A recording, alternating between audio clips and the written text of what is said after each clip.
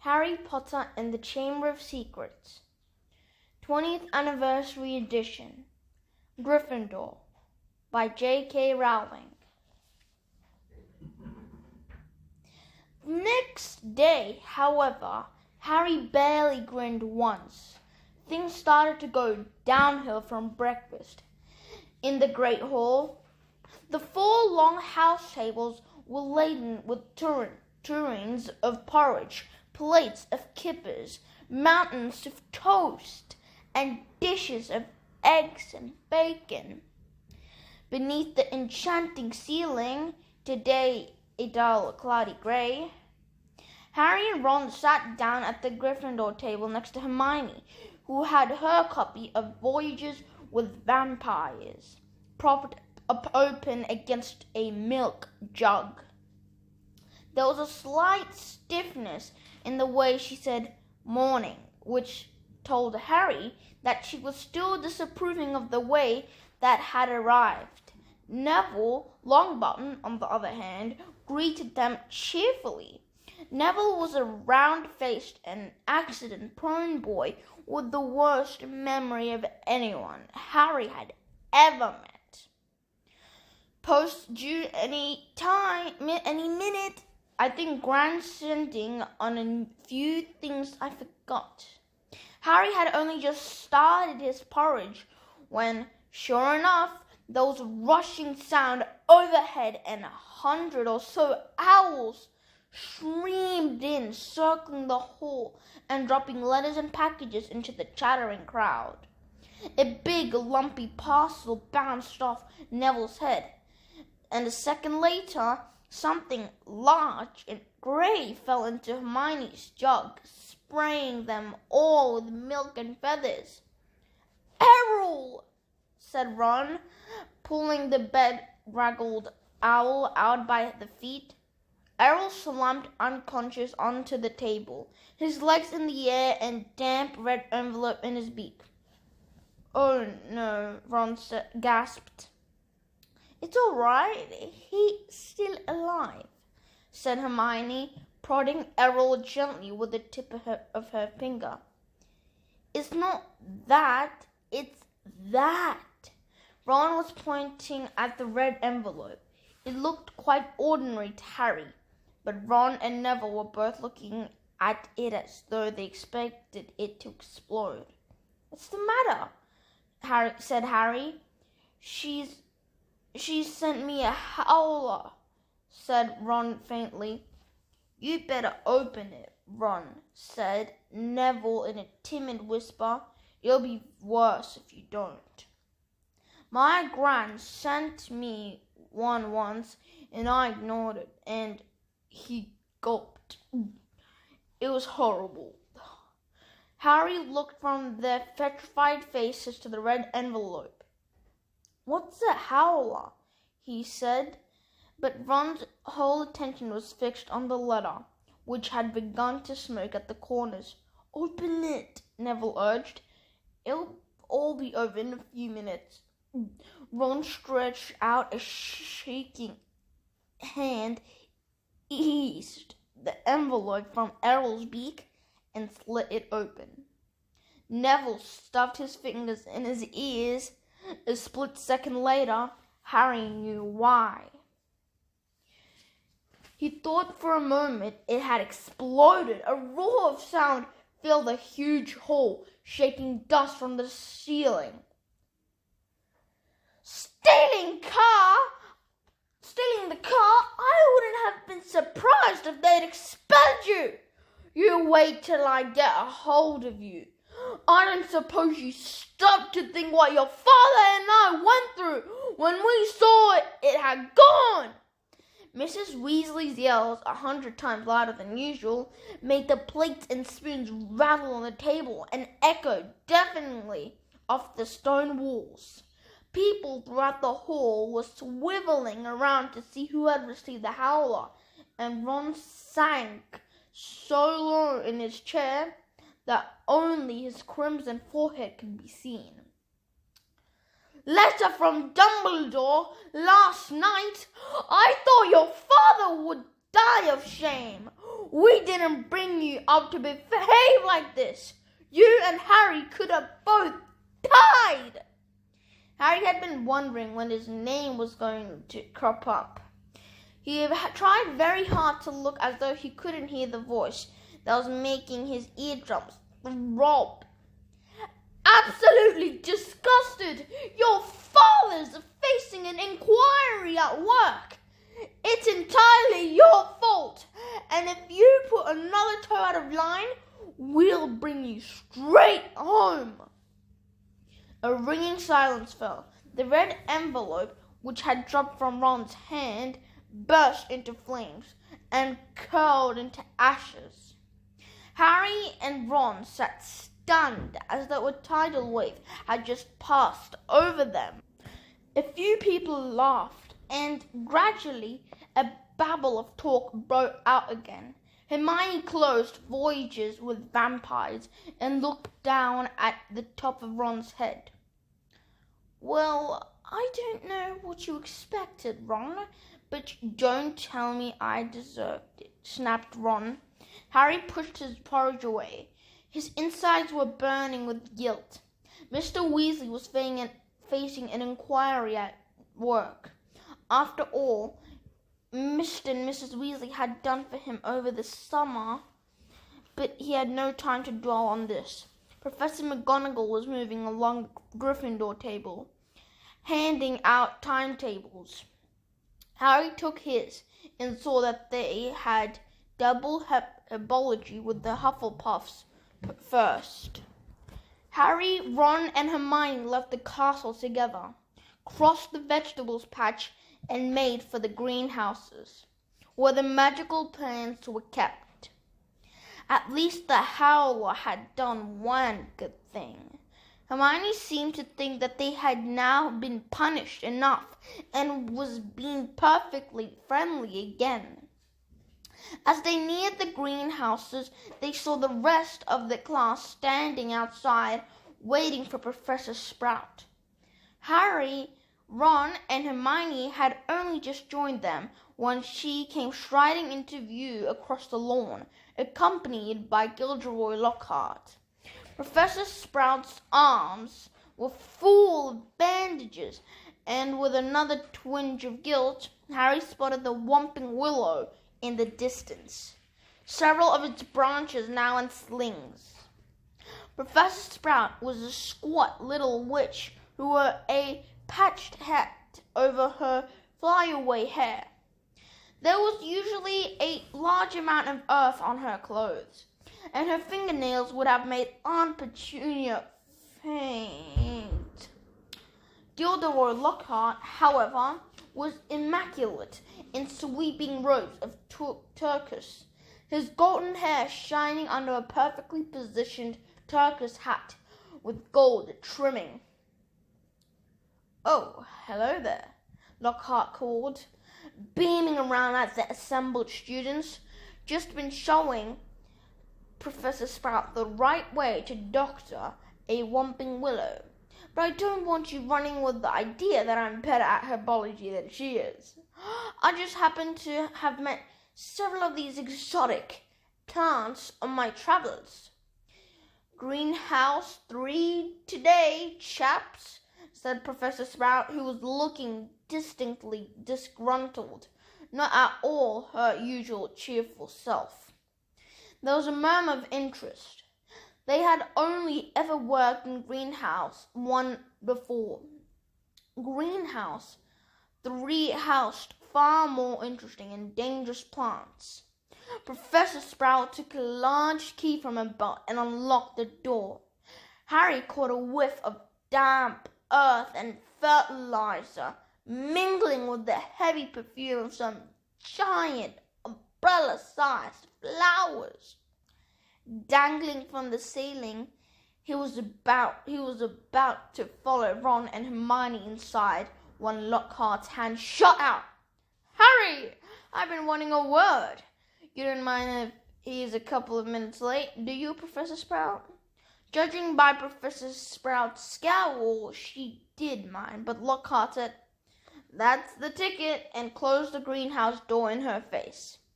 Harry, said Lockhart, his large white teeth gleaming in the sunlight as he shook his head.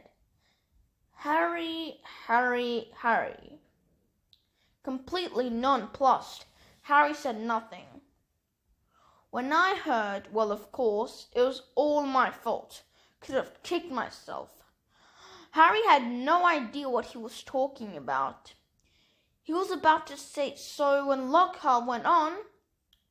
Don't know when I've been more shocked. Flying a kite at Hogwarts? Well, of course. I knew at once why you'd done it. Stood out a mile. Harry. It was remarkable how he could show every one of those brilliant teeth, even when he wasn't talking. Gave you a taste for publicity, didn't I? Said Lockhart. Gave you the bug. You got onto the front page of the paper with me, and you couldn't wait to do it again. Oh, no, Professor, see, Harry, said Lockhart, reaching out and grasping his shoulder. I understand. Natural to want a bit more once you had that first taste. And I blame myself for giving you that, because it was bound to go to your head. But see here, young man, you can't just start flying cars to try and get yourself noticed. Just calm down, all right? Plenty of time for all that when you're older. Yes, I know what you're thinking. It's all right for him. He's an internationally famous wizard already. But when I was 12, I was just as much of a nobody as you are now, in fact. I'd say I was even more of a nobody. I mean, a few people have heard of you, haven't they? All that business with me, with who must not be named. He glanced at the lightning scar on Harry's forehead. I know.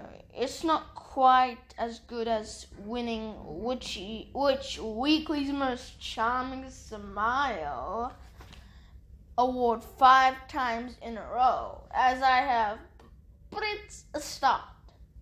Harry, it's a start. He gave Harry a hearty wink and strode off. Harry stood stunned for a few seconds, then, remembering he was supposed to be in the greenhouse, he opened the door and slid inside. Professor Sprout was standing behind a trestle bench in the center of the greenhouse. About 20 pairs of different-colored earmuffs were lying on the bench. When Harry had taken his place between Ron and Hermione, she said, "We'll be reporting mandrakes today. Now, who can tell me the properties of the mandrake?" To nobody's surprise, Hermione's hand was first into the air. "Mandrake or mandragora is a powerful restorative," said Hermione, sounding as usual, as though she had swallowed the textbook. It is used to return people who have been transfigured or cursed to their original state. "Excellent. 10 points to Gryffindor," said Professor Sprout. "The mandrake forms an essential part of most antidotes. It is also, however, dangerous. Who can tell me why?" Hermione's hand narrowly missed Harry's glass as it shot up again. "The cry of the mandrake is fatal to anyone who hears it," she said promptly. "Precisely. Take another 10 points," said Professor Sprout. "Now, the mandrakes we have here are still very young." She pointed to a row of deep trays as she spoke, and everyone shuffled forward for a better look. 100 or so tufty little plants, purplish green in color, were growing there in rows. They looked quite unremarkable to Harry, who didn't have the slightest idea what Hermione meant by the cry of the mandrake. "Everyone take a pair of earmuffs," said Professor Sprout. There was a scramble as everyone tried to seize a pair that wasn't pink and fluffy.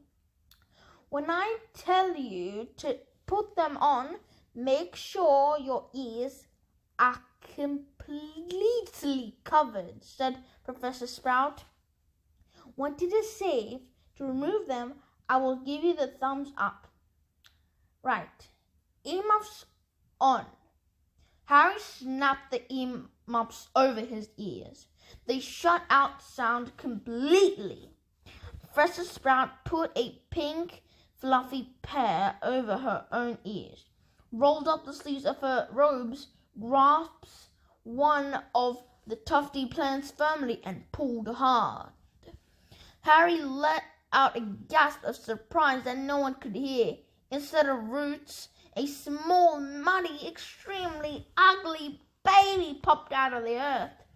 The leaves were growing right out of his head. He had pale green, mottled skin and was clearly balding at the top of his lungs. Professor Sprout took a large plant pot from under the table and plunged the mandrake into it, burying him in dark, damp compost until only the tufted leaves were visible. Professor Sprout dusted off her hands, gave them all the thumbs up, and removed her own earmuffs. "As our mandrakes are only seedlings, their cries won't kill yet," she said calmly, as though she'd just done nothing more exciting than water a begonia. "However, they will knock you out for several hours, and as I'm sure none of you want to miss your first day back, make sure your earmuffs are securely in place while you work. I will attract your attention when it is time to pack up. Forward to a tray.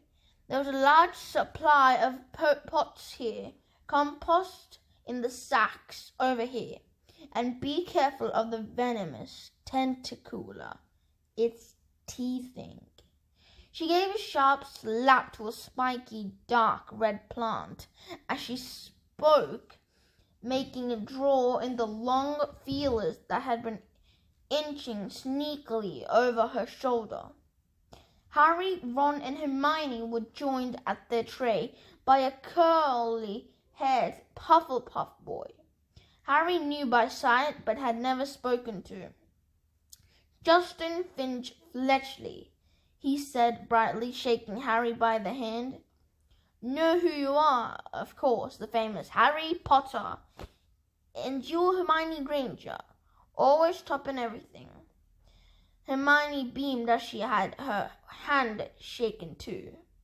"And Ron Weasley, wasn't that your flanker?" Ron didn't smile. The howler was obviously still on his mind. "That Lockhart's something, isn't he?" said Justin happily, as they began filling their plant pots with dragon dung compost. "Awfully brave chap. Have you read his books? I'd have died of fear if I'd been cornered in a telephone box by a werewolf. But you stayed cool and zap! Just fantastic. My name was down for Eton. You know, I can't tell you how glad I am I came here instead. Of course, Mother was slightly disappointed, but since I made her read Lockhart's books, I think she's begun to see how useful it'll be to have a fully trained wizard in the family."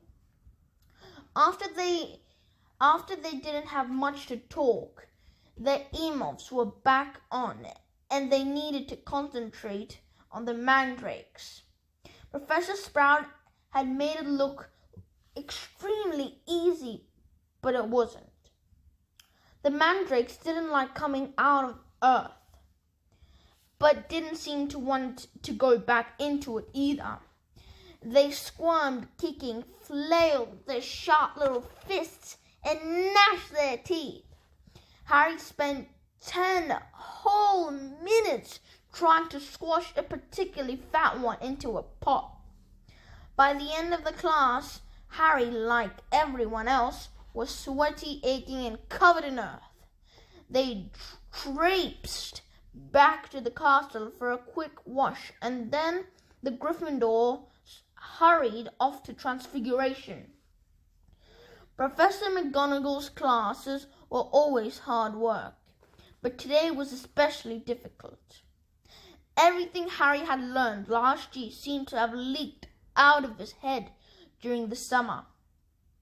He was supposed to be turning a beetle into a button, but all he managed to do was give his beetle a lot of exercise, as it scuttled over the desktop, avoiding his wand.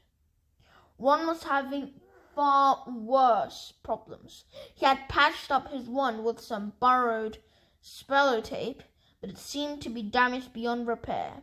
It kept cracking and sparking at odd moments, and every time Ron tried to transfigure his beetle, it engulfed him in thick grey smoke, which smelled of rotten eggs.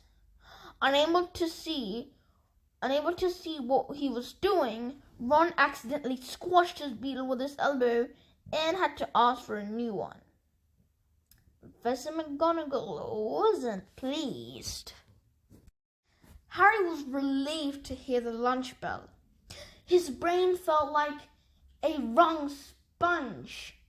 Everyone filed out of the classroom except him and Ron, who was whacking his wand furiously on the desk. Stupid, useless thing! Right home for another one, Harry suggested, as the wand let off a volley of bangs like a firecracker. Oh yeah, and get another howler back, said Ron, stuffing the now hissing wand into his bag. It's your own fault your wand got snapped. They went down to lunch, where Ron's mood was not improved by Hermione showing them the handful of perfect coat buttons she had produced in Transfiguration. Well, what do we got this afternoon? Said Harry, hastily changing the subject. Defense against the dark arts, said Hermione at once. Why? Demanded Ron, seizing her timetable. Have you outlined all Lockhart's lesson in little hearts? Hermione snatched the timetable back, flushing furiously. They finished lunch and went outside into the overcast courtyard. Hermione sat down on the stone step and buried her nose in Voyages with Vampires again. Harry and Ron stood talking about Quidditch for several minutes before Harry became aware that he was being closely watched. Looking up, he saw the very small mousy-haired boy he had seen trying on the Sorting Hat last night, staring at Harry as though transfixed. He was clutching what looked like an ordinary Muggle camera, and the moment Harry looked at him, he went bright red. All right, Harry, I'm Colin Creevey, he said breathlessly, taking a tentative step forward. I'm in Gryffindor too. Do you think would it be all right if can I have a picture? He said, raising the camera hopefully. A picture? Harry repeated blankly. So I can prove I've met you, said Colin Creevey eagerly, edging further forwards. I know all about you. Everyone's told me about how you survived when you-know-who tried to kill you, and how he disappeared and everything, and how you still got a lightning scar on your forehead. His eyes raked Harry's hairline, and a boy in my dormitory said if I developed the film in the right position, the pictures move. Colin drew a great shuddering breath of excitement and said, "It's brilliant here, isn't it? I never knew all the odd stuff I could do was magic till I got the letter from Hogwarts. My dad's a milkman. He couldn't believe it either, so I'm taking loads of pictures to send home to him, and it'd be really good if I had one of you." He looked imploringly at Harry. "Maybe your friend could take it and I could stand next to you? And then, could you sign it?" "Signed photos? You're giving out signed photos, Potter?" Loud and scathing, Draco Malfoy's voice echoed around the courtyard. He had stopped right behind Colin, flanked as he always was at Hogwarts, by his large and thuggish cronies, Crabbe and Goyle. "Everyone queue up!" Malfoy roared to the crowd. "Harry Potter's giving out signed photos." "No, I'm not," said Harry angrily, his fists clenching. "Shut up, Malfoy!" "You're just jealous," piped up Colin, whose entire body was about as thick as Crabbe's neck. "Jealous?" said Malfoy, who didn't need to shout any more. Half the courtyard was listening in. "Of what? I don't want a full scar right across my head, thanks. I don't think getting your head cut open making you that special myself." Crabbe and Goyle were sniggering stupidly. "Eat slugs, Malfoy," said Ron angrily. Crabbe stopped laughing and started rubbing his conker-like knuckles in a menacing way. "Be careful, Weasley," sneered Malfoy. "You don't want any trouble, or your mommy have to come and take you away from school." He put on a shrill, piercing voice. "If you put another toe out of line..." A knot of Slytherin 5 years nearby laughed loudly at this.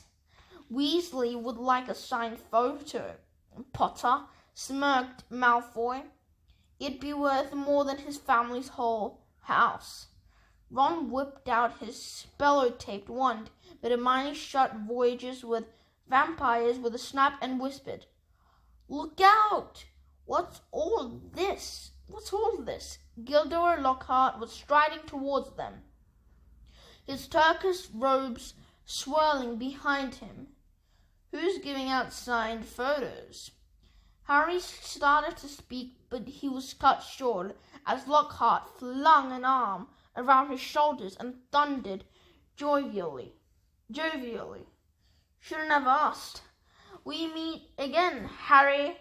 Pinned to Lockhart's side and burning with humiliation, Harry saw Malfoy slide smirking back into the crowd. "Come on then, Mr. Creevy," said Lockhart, beaming at Colin. "A double portrait, can't say fairer than that. And we'll both sign it for you." Colin fumbled for his camera and took the pictures as the bell rang behind them, signaling the start of afternoon classes. "Off you go. Move along. There." Lockhart called to the crowd and he set off back to the castle with Harry, who was wishing he knew a good vanishing spell, still clasped to his side.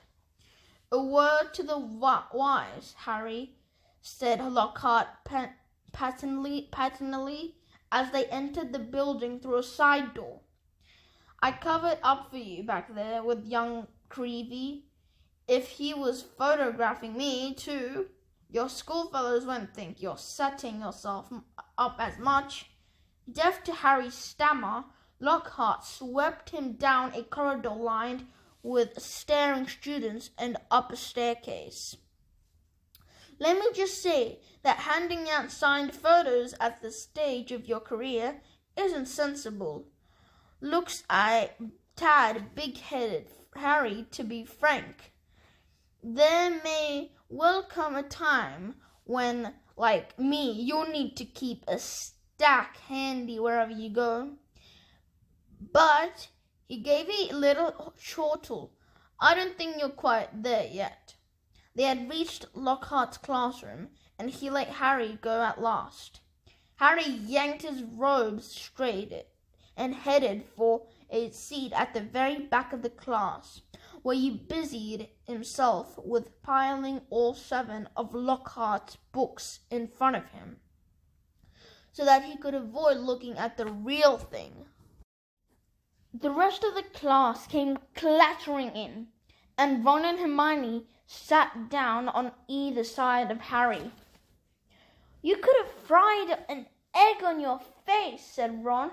"You'd better hope Creevy doesn't meet Ginny. They'll be starting a Harry Potter fan club." "Shut up," snapped Harry. The last thing he needed was for Lockhart to hear the phrase, "Harry Potter fan club?" When the whole class was seated, Lockhart cleared his throat loudly and silence fell. He reached forward, picked up Neville Longbottom's copy of Travels with Trolls, and held it up to show his own winking portrait on the front. "Me," he said, pointing at it and winking as well.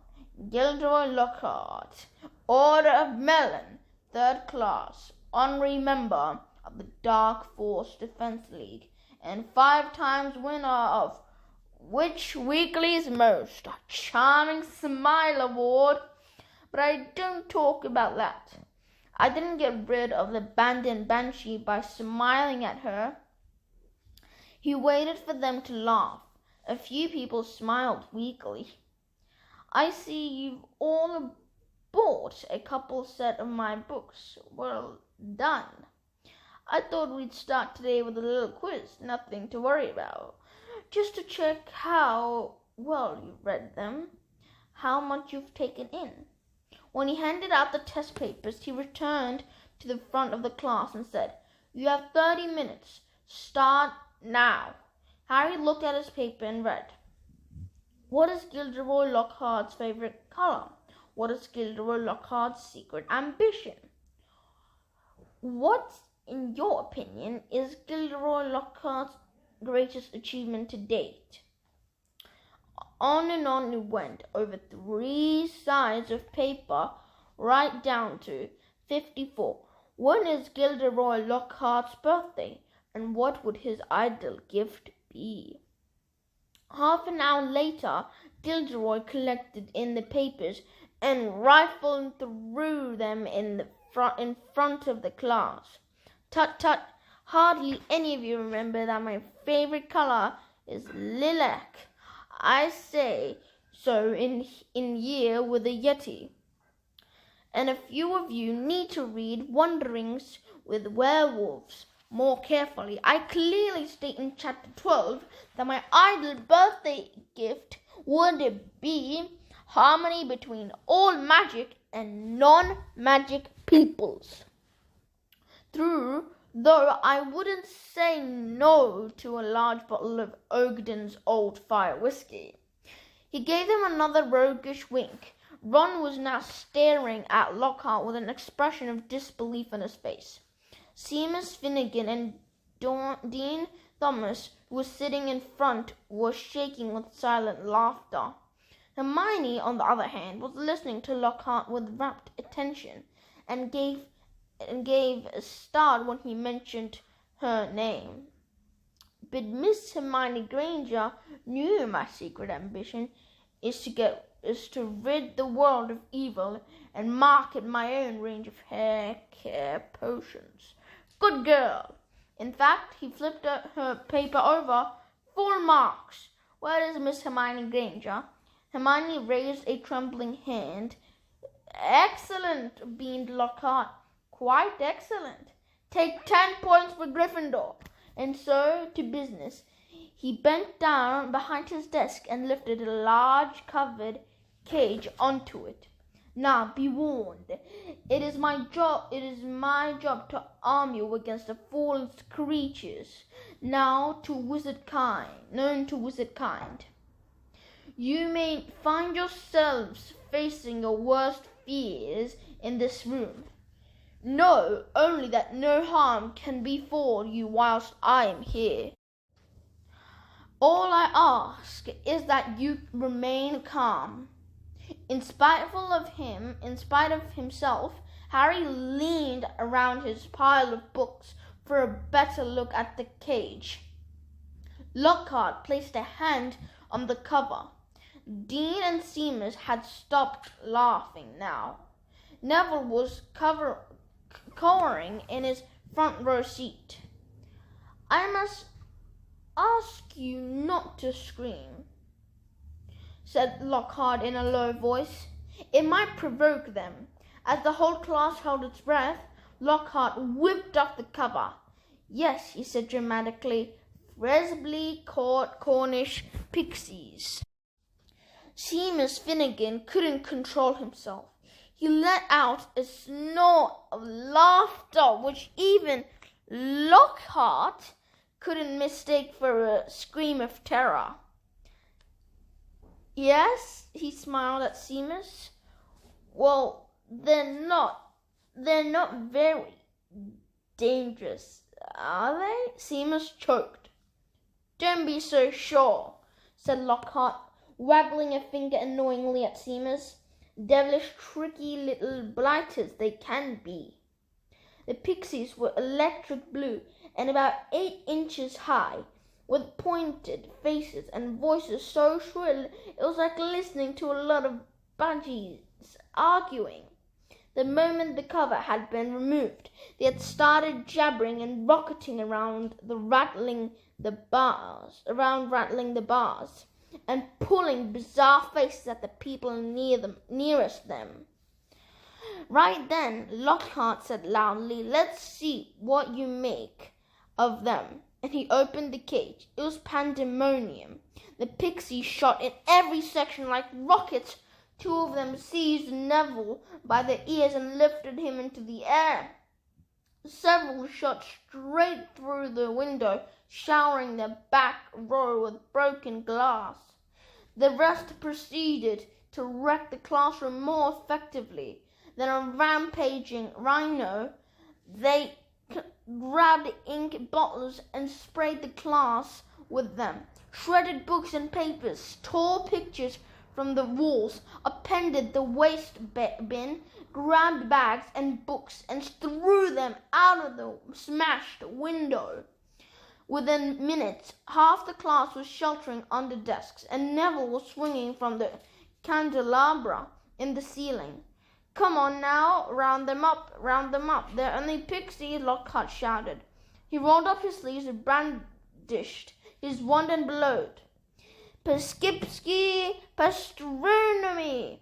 It had absolutely no effect. One of the pixies seized Lockhart's wand and threw it out of the window, too.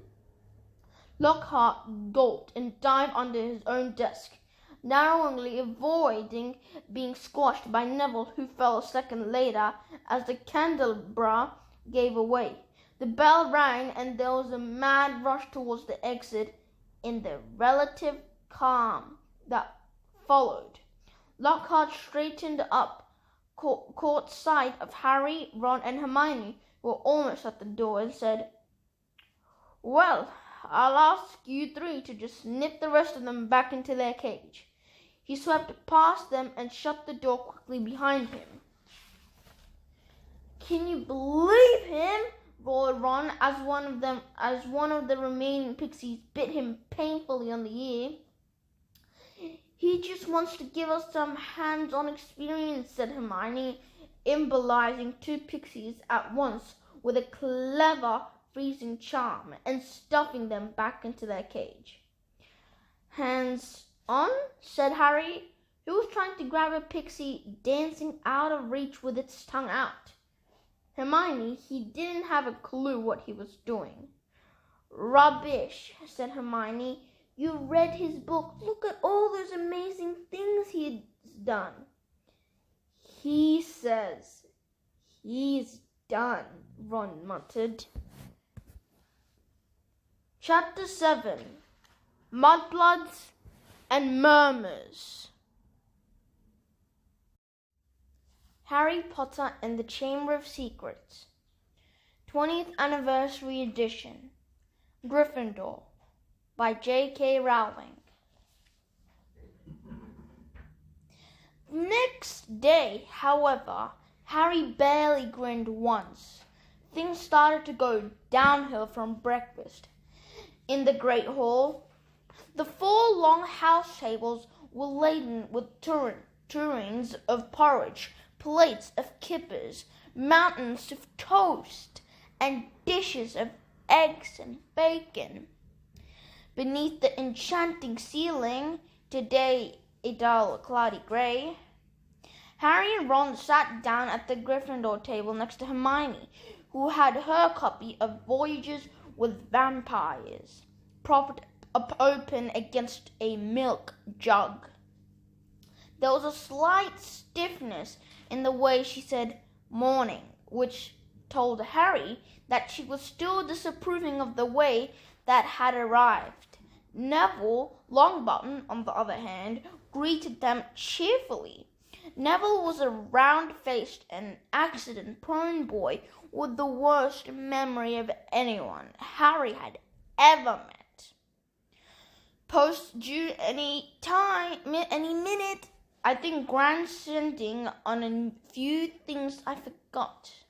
Harry had only just started his porridge when, sure enough, there was a rushing sound overhead and 100 or so owls streamed in, circling the hall and dropping letters and packages into the chattering crowd.